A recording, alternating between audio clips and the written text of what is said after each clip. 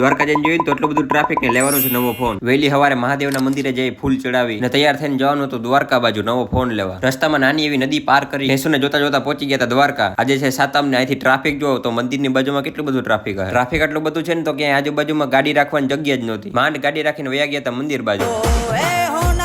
મંદિરે જઈને દર્શન કરવા જવાનો વિચાર હતો. વરસાદ ના આવીને પેલા ઘરે પૂગવાનું હોય ને લાઈન એટલી બધી છે ને કે 3-4 કલાક સુધીમાં તો વારો આવે એવું લાગતું જ નહોતું. પછી બહારથી જ ધજાના દર્શન કરીને વયા ગયા હતા મોબાઈલની દુકાન. નક્કી જ હતું કે આપણે સેમસંગ નો જ ફોન લેવાનો હોય. તો એ દુકાનવાળા ભાઈની થોડીક વાર અણી કાઢીને ફાઇનલી પસંદ કરી લીધો સેમસંગ નો ફોન. તો ગેમ બચાના ફોન ભેગા ફ્રી બડ્સ લઈ અને ગ્લાસ ને કવર ફ્રી માં લઈ લીધું. ત્યાંથી વરસાદ ના આવે ને પેલા આપણે ગાડી મારી મૂકી ગામ બાજુ. દ્વારકાથી ગામ પહોંચતા કલાક થઈ. ઘરે જઈને જોયું તો મેં મગાવેલા હતા અમેરિકાથી પત્તા. એ પણ જીવા તેવા પત્તા નહીં, સોનાના. આ પત્તાની ચમક ઉપરથી જ ખબર પડી જાય જોઈએ તમને. લોકો સોનામાં ઇન્વેસ્ટ કરે, મેં સોનાના પત્તામાં ઇન્વેસ્ટ કર્યું. खरीद सकता हूँ, पैसों में अंधा हो गया हूँ.